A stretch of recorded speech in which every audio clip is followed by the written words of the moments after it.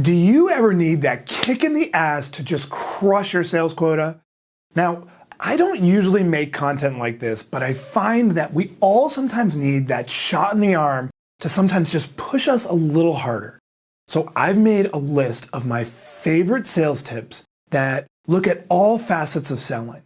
In this video, I'm going to show you the 27 sales tips which are super quick and easy to crush your sales quota. Check it out. Number 1, stop being like others. Your prospects don't want to buy from just another guy or another gal. They want to buy from someone who is different, who is distinct, who seems like an expert. So whatever everyone else is doing, I challenge you to do the exact opposite. Number 2, do what the data says.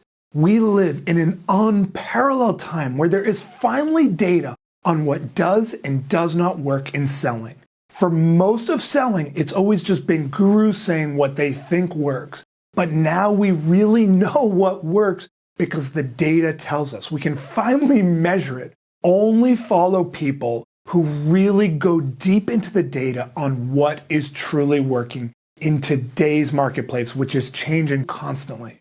Number 3, be tough on prospects. I find that so often as an industry of salespeople, we tend to think that whatever the prospect does has to be okay. And that's not true.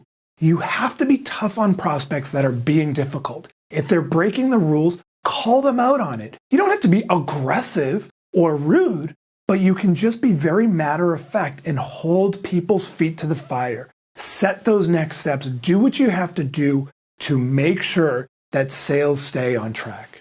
Number 4, no more tap dancing. Old school selling has always told us that we want to talk and talk and talk, and we want to pitch, and we want to, what I call, tap dance all over the prospect's table and show them how great everything we have really is. This is an old school mindset. Never be in a position where you're tap dancing. If you find that you're just doing all the talking and you're pitching, you're in trouble. Stop doing that. Number 5, have guts. Sometimes in sales, what separates the top performers from everyone else is that top performers are willing to have guts. They're willing to do things that put them out on a limb, that maybe make them a little uncomfortable, but ultimately are going to lead to closing more sales. Yes, they might risk some sales, and maybe they're going to lose a sale as a result of having guts, but they are going to ultimately close more sales at higher prices to more people. Number 6, make that call right now. If there is a call to a prospect that you have been putting off, or you're ever thinking to yourself, you know what, I should just call them right now. Do it. Call them right now. Make that call right now. Don't put off till tomorrow what you can do right this second. Always make the call now. Number 7, it's all a game. Selling is a game. Salespeople who take losses in sales personally are not going to win in the long run. It is a game. Think of it as a tennis match or a football game or a soccer match or whatever other game that you're playing. It could be a game of chess. It is just a game. And when people do something that makes you frustrated, just remember it's just a game. They're playing their part. You're playing your part. Don't take it seriously. Number 8, stop talking so much. The data is unequivocal on this. Salespeople who do way more talking are going to lose more sales. We need to get better at listening. Record your phone calls and pay attention to how much you're talking. Chances are it's more than you really think. We want to taper back all that talking and instead engage prospects to do most of the talking. Number 9, map out the first 7 seconds. This is so big. Most salespeople don't map out the first 7 seconds of their interactions with prospects. And as a result, the opening of their calls or the opening of their meetings are kind of sloppy. And particularly in a cold calling situation or even a prospecting call situation, you need to map out exactly what you are going to say in the first 7 seconds. Number 10, use a script. I find salespeople all the time say, oh, I don't like to use a script. It makes me sound scripted. We at my house love to watch the show Homeland. And we love watching Claire Danes just go completely wacky. But do you think that when she follows the script, she's saying, oh, that makes me feel scripted? No, she's a great actress. And as a result, she doesn't seem scripted. When you have a great script and you practice and practice and practice it, you will not sound scripted. And you are going to be far more effective because it's going to allow you to focus more on the prospect than on what you're saying. Number 11, have call time. This is not really a new idea, but it just works. Make sure that you block out time during your day that is specifically for making those outbound calls. Almost every salesperson has to be making some pretty consistent cadence of calls. Have a specific time. Don't just wing it. Have a specific time, and that is, like my mentor used to say, that's going to church time. You do not mess around with that time. You make the calls during that time. Number 12, get leverage with automation. We live in a time of unprecedented technology and tools out there that can help salespeople. For example, cold email prospecting automation, follow-up email prospecting automation. There are so many different types of automation that we can use that are going to help us get a little bit more leverage so that way we're not spending all of our time typing up a new email every time that we want to reach out to a prospect or whatever it is. Use those tools, use them wisely. Number 13, if your pipeline sucks, it's your fault. Now, this is probably not fun advice for some people, but I hear salespeople say, oh, my pipe is weak and it's because of the economy or it's because of my company or whatever it is. If your pipeline is weak right now, do something about it. Pipeline problems just mean that you need to be doing more prospecting. You need to be doing more to get people into your world. It is always our responsibility when our pipeline is weak. Number 14, don't complain about prospects. This is a really simple one, but so often we get frustrated with a prospect and we start to get annoyed about that person. But the reality is they are just playing a part. Don't complain about them. Start to think about what can you be doing differently to make them behave differently. And by the way, some prospects are just jerks. And if they're jerk prospects, then they're going to be jerk clients. So think about that. Maybe this person that you're in front of is not really the right person to be dealing with. Number 15, stop making friends. People have often told me, oh, so-and-so is so good at making friends. They're like best friends with all of their prospects.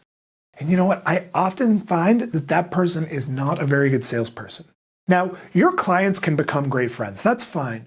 But prospects are not your friends. Stop trying to make friends with your prospects and instead just understand what's going on in their world, develop that relationship, and solve their problems. Number 16, think it overs mean you're being weak. Now, a think it over is when you're in a selling situation and the prospect says, hey, you know what, this is great, but I've got to think about it. If you're getting a lot of those, then it means that you're being weak somewhere in that process. Maybe you're putting too much pressure on them and they're ultimately backing off. Or maybe you're being a little bit too meek. You've got to find that balance and just understand that think it overs should never really be acceptable.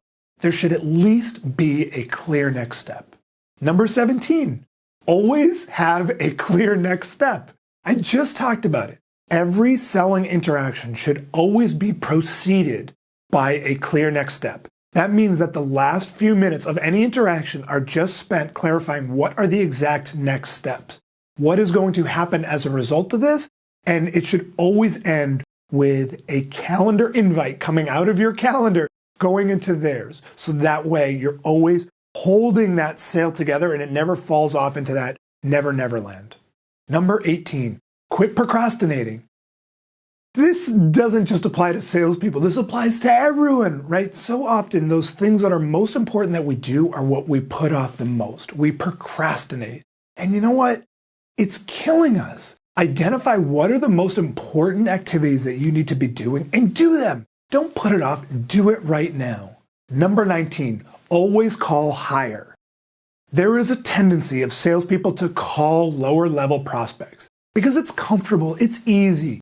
Prospects with a title of buyer or prospects with a title that sounds more like a manager or even maybe a low-level director. What we want to be doing is calling on people in the C-suite, presidents, maybe VPs, CEOs, COOs, whatever it is. Call people higher because those people are going to have access to bigger budgets and they're going to care about bigger problems that are going to lead to bigger sales. Number 20, make your title something that they don't really get.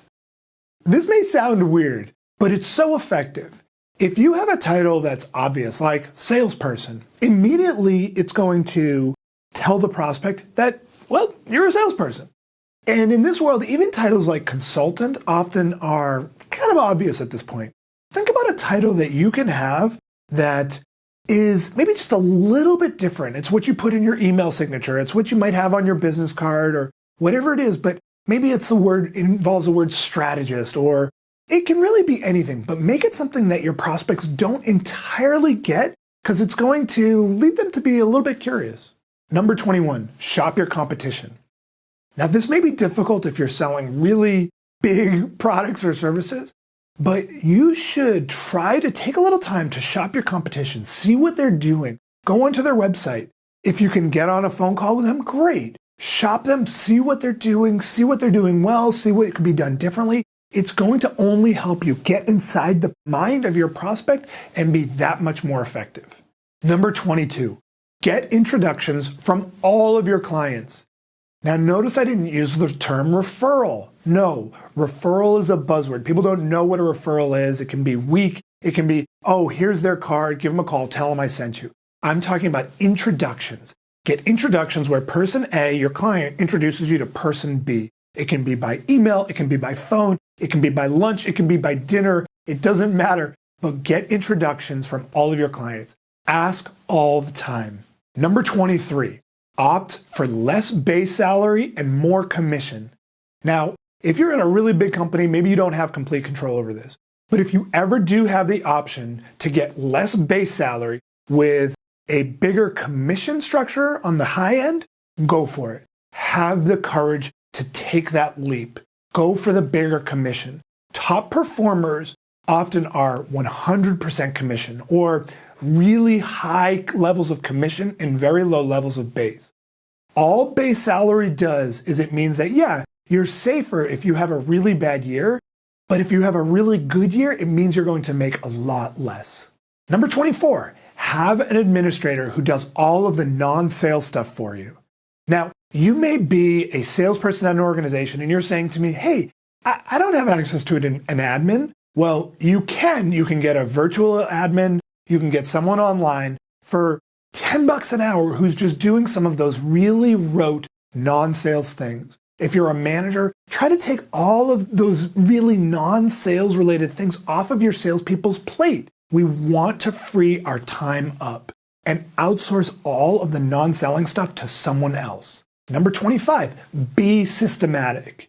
The top-performing salespeople are always systematic. They're always following a very clear process when they're in front of a prospect. They know what questions they're going to ask. They know exactly what's going to happen when.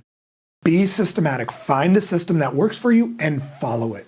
Number 26, stop checking emails at night. Now, I know I'm going to get pushback from some people who say, oh, I have to be checking my emails all the time. I never know when a prospect is going to reach out to me. I never know when a client's going to reach out to me. You know what? If you're checking emails when you're with your kids or when you're at dinner with your family or you're drinking a beer before bed, if you're checking your emails, then you have a discipline problem. Have discipline.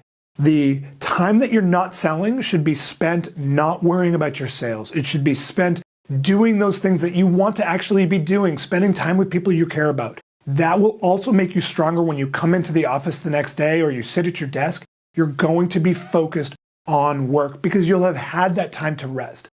Be sure to turn it off so that way when it's time to turn it on, that you can. Number 27, know why you do this.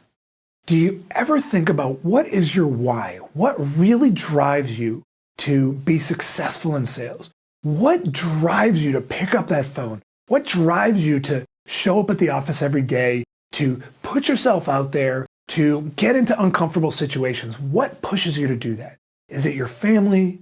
Is it success? What is it to you that really matters? Get crystal clear on what that is, because if you're not clear on what that is, you're never going to do what it takes to be successful.